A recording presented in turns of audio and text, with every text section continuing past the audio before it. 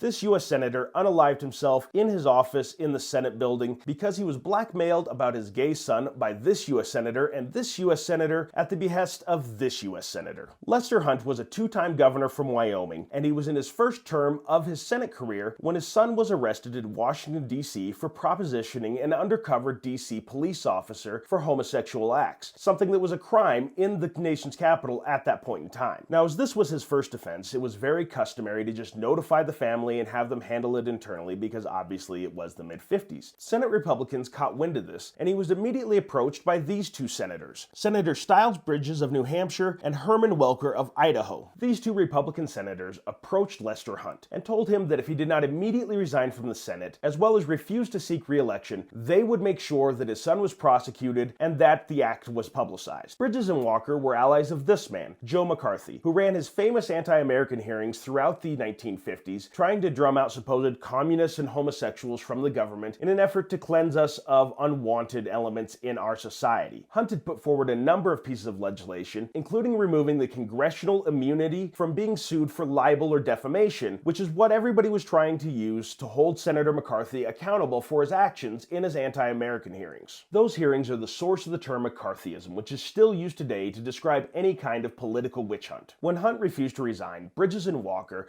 approached the inspector of the Morals Division at the D.C. Police and threatened him with his job if he didn't move forward with the prosecution of Hunt's son so that it could go on the record. Hunt's son was convicted and paid a small fine, but it wasn't widely publicized at that point in time. Hunt continued to undermine Joe McCarthy in the Senate, and as a result, Walker and Bridges stepped up their pressure and actually went so far as to threaten to start circulating leaflets in his home state of Wyoming talking about his gay son in order to avoid him being reelected. In 1954, under great duress, Hunt finally agreed to not seek re-election, although he didn't resign his Senate seat, and he was found unalived in his office less than 2 weeks later. The day after Hunt's death, the Washington Post ran a story that widely publicized the pressure that had been put onto Hunt by these other senators, and it was included in the hearings about Senator McCarthy that ended up with a censure from the Senate in 1954, and that is widely viewed as the end of his true political power. And as a footnote, the next senator that was elected from Wyoming was a Democrat too.